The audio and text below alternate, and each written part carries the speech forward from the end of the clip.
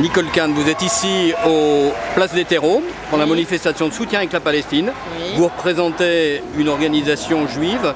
Qu'est-ce que vous faites dans cette manifestation alors qu'on entend en ce moment même des slogans comme Israël assassin? Eh bien, nous sommes l'Union juive française pour la paix, est une organisation juive, non confessionnelle, non communautariste, qui, au nom d'autres valeurs juives, défend les droits des Palestiniens, prétend que tout peuple a droit de disposer de lui-même, réclame l'application des résolutions des Nations Unies qui sont toujours restées lettres mortes. Et nous faisons ça au nom de nos valeurs, parce que pour nous, il y a un judaïsme universaliste avec d'autres valeurs que le sionisme. Il y a quelques jours, à la fin de la semaine passée, à Jérusalem, juifs et arabes manifestèrent ensemble pour la paix. Est-ce qu'aujourd'hui, ne faudrait-il pas, dans le climat qu'on connaît en France, que ce soit justement des appels pour la paix qui soient donnés?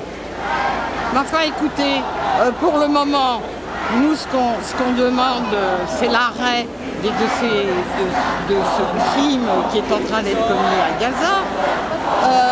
Des négociations, il y en a eu à perte de vue pendant plus de 20 ans. Ce sont des mesures dilatoires de l'État d'Israël pour coloniser toujours plus et toujours plus. Ce qui est nécessaire maintenant, on ne peut rien attendre d'Israël. Israël veut toute la terre. Ce qu'il faut, c'est une intervention internationale, parce que ça ne viendra jamais de l'intérieur d'Israël. Alors une intervention internationale, c'est une pression économique, c'est une intervention militaire, qu'est-ce que c'est? Nous, pas militaire, nous sommes partie prenante du mouvement BDS, c'est-à-dire boycott, désinvestissement, sanctions.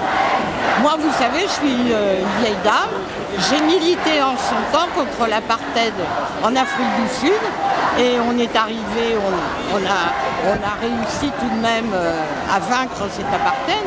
Et je pense que si les États ne veulent pas s'y mettre, c'est le rôle des citoyens de boycotter Israël, et ça peut avoir un impact très important.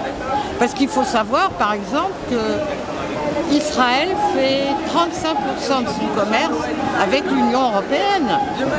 Or, nous demandons la fin des accords d'association avec Israël, puisque dans le chapitre 2 de ces accords, il y a l'obligation du respect des droits de l'homme. Or, ce qui n'est pas le cas.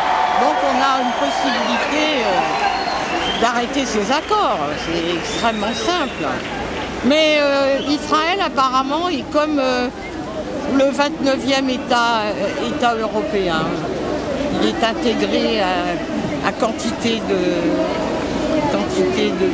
choses avec les Européens, aussi bien militaires, universitaires. Ben, il faut mettre un arrêt à ça. Voilà.